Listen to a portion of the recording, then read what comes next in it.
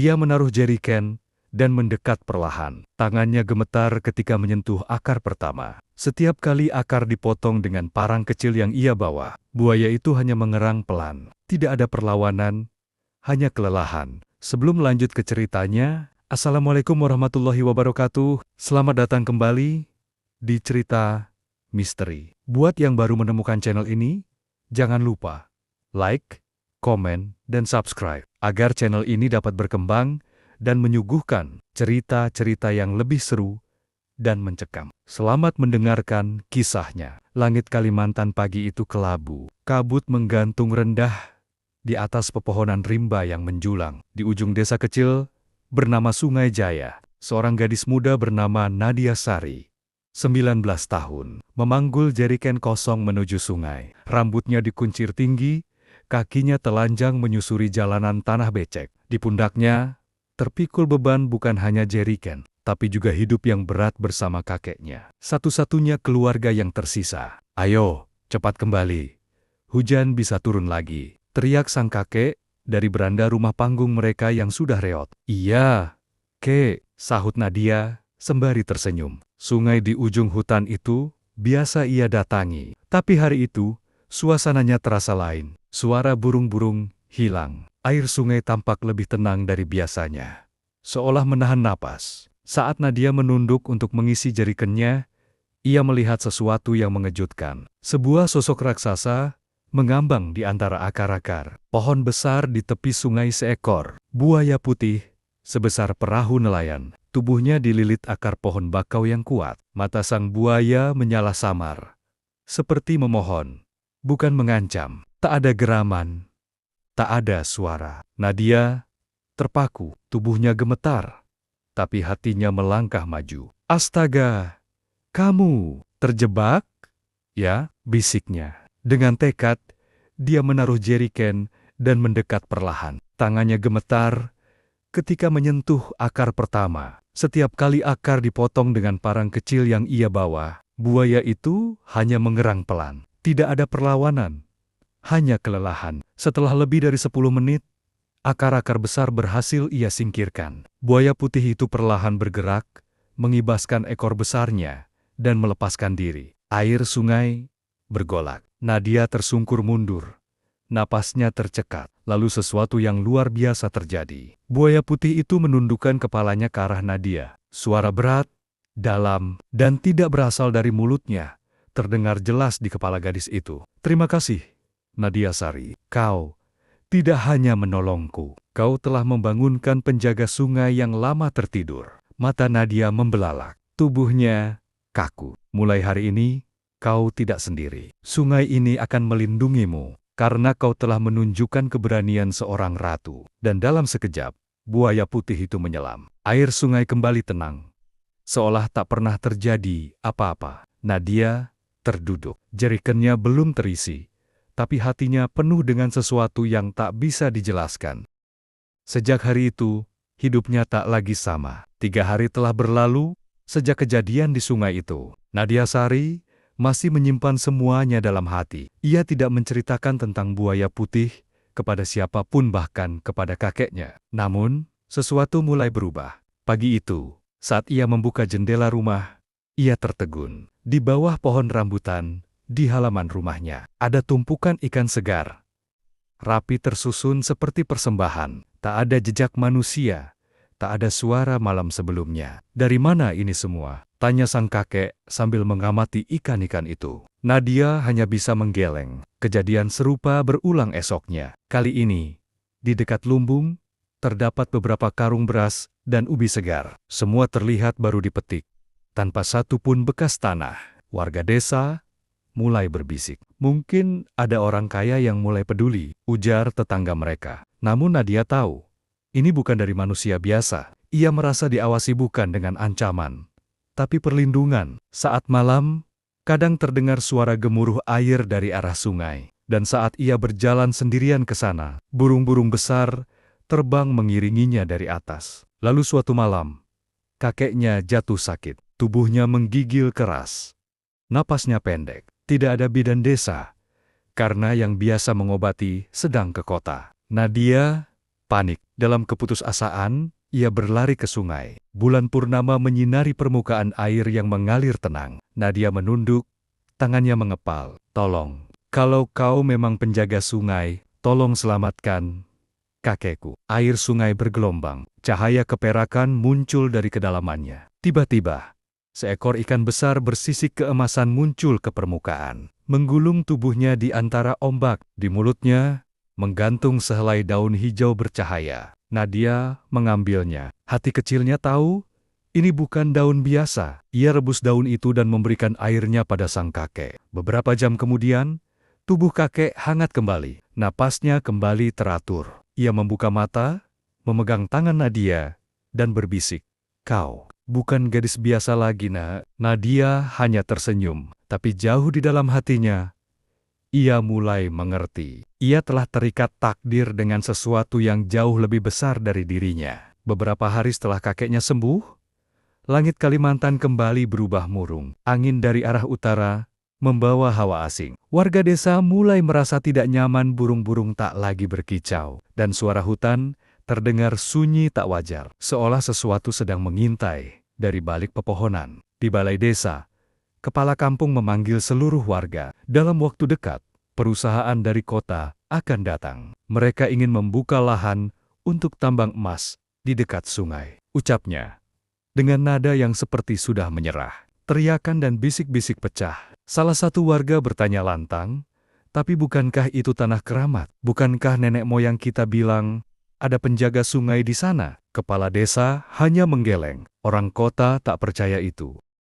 Nadia yang duduk di sudut balai langsung merasakan dadanya sesak. Sungai itu bukan hanya aliran air biasa. Ia sudah menyaksikan sendiri keberadaannya. Buaya putih itu nyata. Penjaga sungai itu hidup. Malamnya, ia berbicara dengan kakeknya.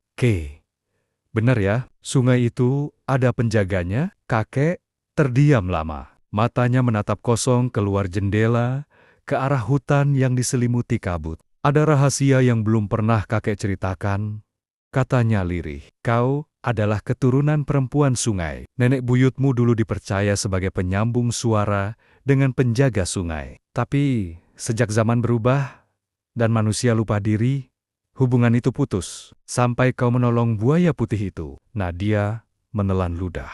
Dunianya berguncang. "Apa maksudnya? Aku bisa bicara dengan mereka?" "Kau bukan hanya bisa bicara," jawab sang kakek. "Kau bisa memanggil kekuatan sungai. Jika kau tahu caranya." Beberapa hari kemudian, alat berat datang. Tanah desa berguncang karena getaran mesin. Warga tak bisa berbuat apa-apa, tanah mereka sudah dijual oleh oknum tak bertanggung jawab. Di malam yang sunyi, Nadia berjalan ke tepi sungai. Ia berdiri di sana, di tempat di mana ia pernah menolong buaya putih raksasa itu. Dengan tangan terbuka, ia berlutut dan berkata, "Wahai penjaga sungai, aku memanggilmu. Desa kami dalam bahaya. Bantu kami." Angin mendesir, permukaan sungai bergetar, kilat menyambar langit. Tiba-tiba, air sungai naik. Sosok buaya putih perlahan muncul dari kedalaman. Matanya menyala biru pucat, tubuhnya bersinar dalam kabut. "Nadia Sari, kau telah membuktikan keberanianmu. Tapi melawan manusia serakah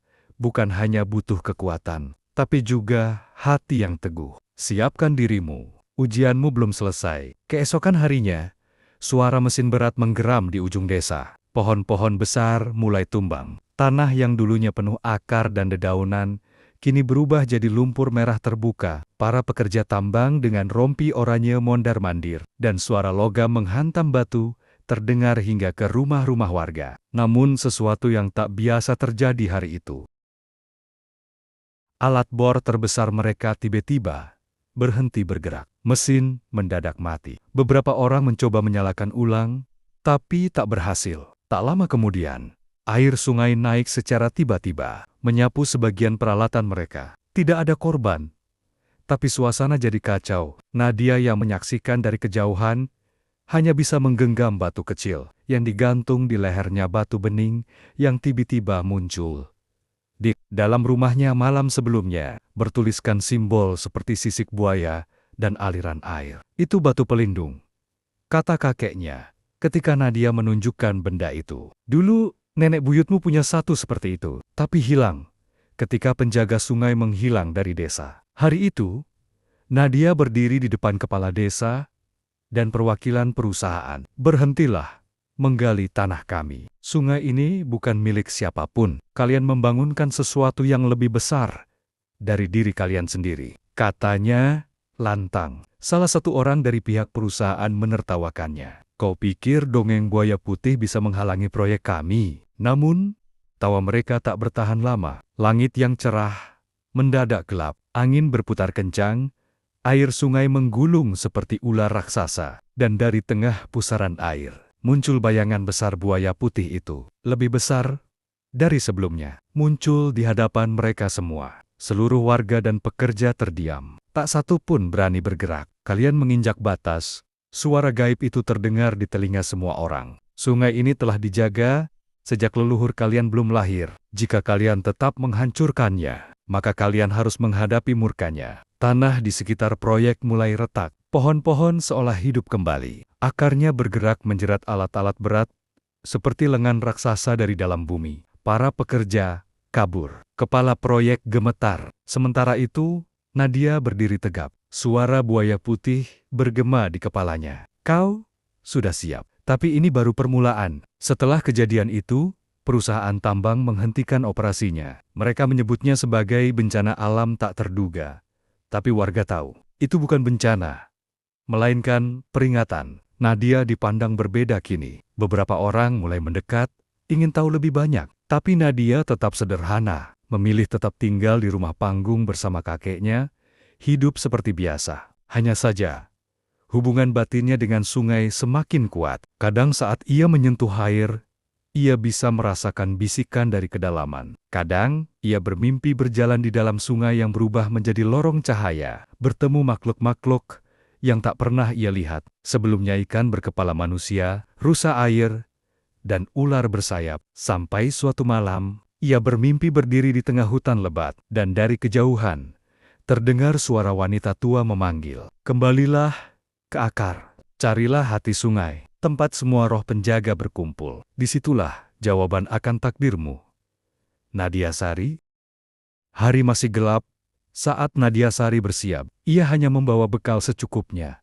Seutas tali rotan, selembar kain tenun tua milik nenek buyutnya, dan batu pelindung yang tergantung di leher. Kakeknya memeluknya erat. Kalau kau mendengar suara perempuan tua memanggil dari dalam hutan, ikuti dia.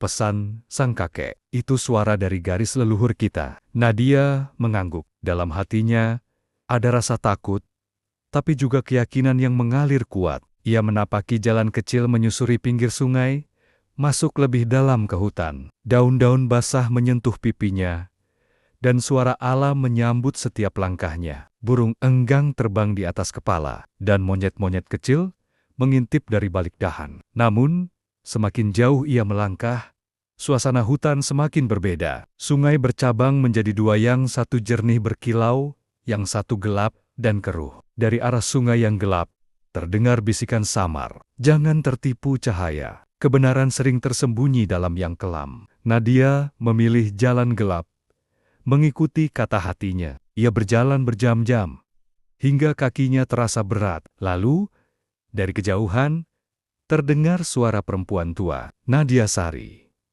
Nadia Sari, darahmu berasal dari air dan akar. Suara itu menggaung, seperti berasal dari dalam tanah. Tiba-tiba, kabut turun menutupi pandangan. Dari dalam kabut, muncul sesosok wanita renta berjubah daun kering. Matanya seperti danau tua yang penuh rahasia. Aku, nenek buyutmu, penjaga yang terakhir sebelum hubungan dengan sungai terputus. Nadia menahan napas. Aku dipanggil oleh roh sungai untuk menuntunmu ke hati sungai. Ikuti aku. Wanita itu berjalan menembus semak. Nadia mengikutinya tanpa ragu.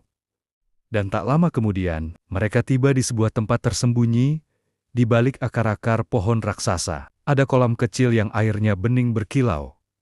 Dan di tengahnya, terdapat batu bundar besar, berukir sisik buaya, dan aliran air. Itulah hati sungai, kata sang nenek. Letakkan tanganmu di atas batu itu, dan buka hatimu. Kau akan tahu siapa dirimu yang sebenarnya. Dengan napas dalam, Nadia mendekat. menaruh telapak tangannya di batu. Seketika, cahaya membuncah, dan seluruh dunia seperti terdiam. Dalam sekejap, ia melihat kilasan masa lalu. Nenek buyutnya duduk bersila di pinggir sungai, berbicara dengan buaya putih.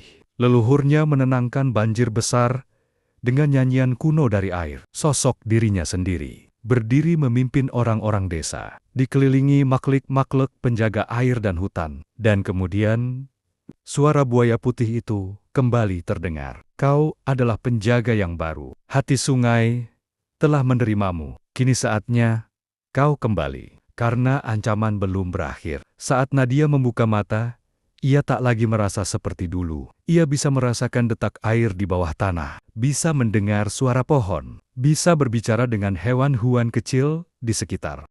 Ia kembali ke desa dengan langkah mantap. Namun, sesampainya di sana, ia melihat asap hitam membubung dari kejauhan. Beberapa oknum dari kota tidak terima proyek mereka gagal. Kini datang dengan cara lebih kasar. Mereka menyuap beberapa orang dan memaksa warga untuk menyerahkan tanah. Warga ketakutan. Kepala desa tak berdaya. Tapi kali ini, Nadia Sari berdiri di tengah lapangan desa, dengan mata yang menyala seperti pantulan sungai di siang hari. Cukup, katanya, kalian sudah melanggar batas. Kini penjaga sejati telah kembali.